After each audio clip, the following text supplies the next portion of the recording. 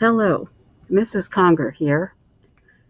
I wanted to show you the new way that you can get to MackinVIA. Okay, so we are at the student landing page. From the student landing page, all you need to do is click the Clever portal. When you click the Clever portal, it'll ask you to log in with Active Directory. Just click on that. And when you do that, either it will ask you for your Wissahickon username or password, or it will take you right to the Clever portal, depending on if you were logged in yet. I had logged in to the Active Directory earlier this morning, so mine went right to MackinVIA. Now you will see all of your items there, and under Resources, you'll see MackinVIA. So click on MackinVIA. It will load, and then you can go ahead and borrow books. The first thing you're going to see is articles from Dogo News, which these are some current events. Sometimes they're a little bit older than others. There's usually 15 or so at any one time. You'll see this is our homepage, so some of our newer books, some of our highest rated books, our top resources, and then a couple of our featured articles. If you scroll down to all resources, here's where you can search for a book. I am going to, as usual, look for the book Hoot. And then what I'm going to get are the 2 ebooks and the 2 audiobooks as the first results. So I can put a heart on this book. I can put a heart on this audiobook as well. I have the option of checking it out. So I will check this one out and let's see what happens, okay? When you look at groups, you're going to see that I have 10 titles under banned books. There are 31 titles under Reading Olympics and 2 under the Revolutionary War. There will be more books populated in these groups as I create them. Most of the time what there will be is if your social studies teacher is doing a project, we'll create a group so that you can see all the ebook results in that for your project. When you look at categories, this is like searching in a genre.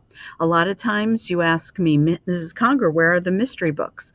Well, in MackinVIA, mystery and suspense is right here, 261 titles available for you to check out, or you can read them just online, or you can download the app on your phone under the Google Play Store or the iTunes App Store. And what does that look like?